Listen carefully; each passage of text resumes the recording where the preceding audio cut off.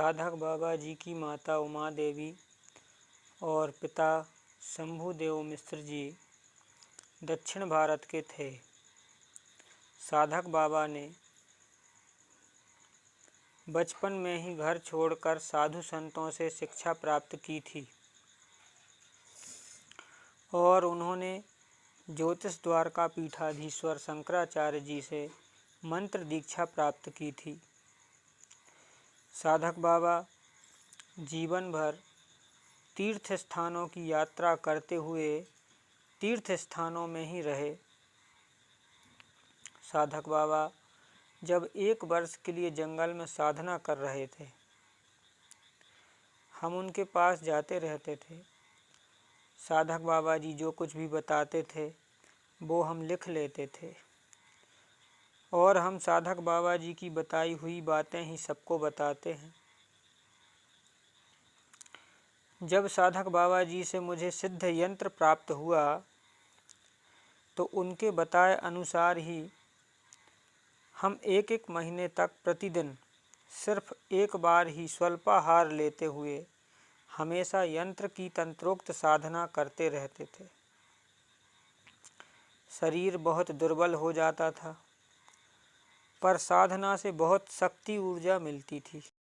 यह रहस्यमय यंत्र है, इसलिए यह यंत्र और साधना मंत्र जिसे प्राप्त होता है वह किसी को नहीं दिखा सकता।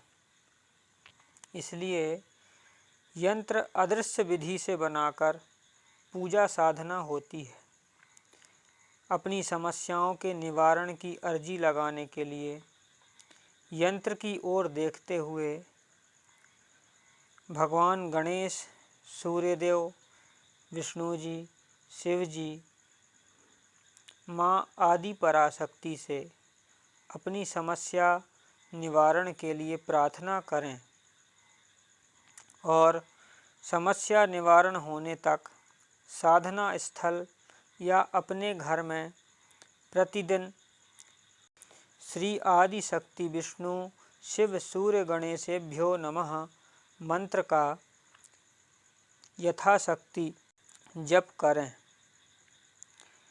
जितना ज़्यादा जप होता है उतने जल्दी पाप नष्ट होते हैं तो फल की प्राप्ति होती है और समस्याएं समाप्त होती हैं। कुंडली में अनिष्ट कारक स्थितियों के बुरे प्रभाव समाप्त होते हैं। राहु केतु शनि मंगल आदि 9 ग्रहों की शांति होती है। कमजोर ग्रह बलवान होते हैं। काल सर्प दोष की शांति होती है। मांगलिक दोष की शांति होती है। पितृ आदि सभी दोषों की शांति होती है और वास्तु आदि सभी दोषों की भी शांति होती है। डिप्रेशन में बहुत आराम मिलता है। भूत प्रेतों से होने वाली समस्याओं का निवारण होता है। भूत प्रेत से मुक्ति मिलती है। नवग्रह या भूत प्रेत के कारण विवाह या संतान में बाधा समाप्त होती है।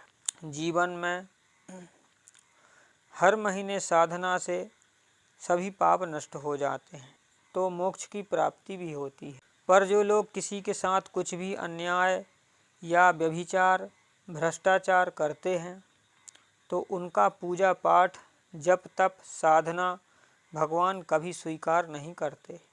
इसलिए किसी के साथ अन्याय पूर्वक कुछ भी बुरा किया तो उसका सब अच्छा भला ठीक करने से प्रायश्चित्त होता है और अन्याय भ्रष्टाचार व्यभिचार का त्याग कर प्रायश्चित्त करना चाहिए।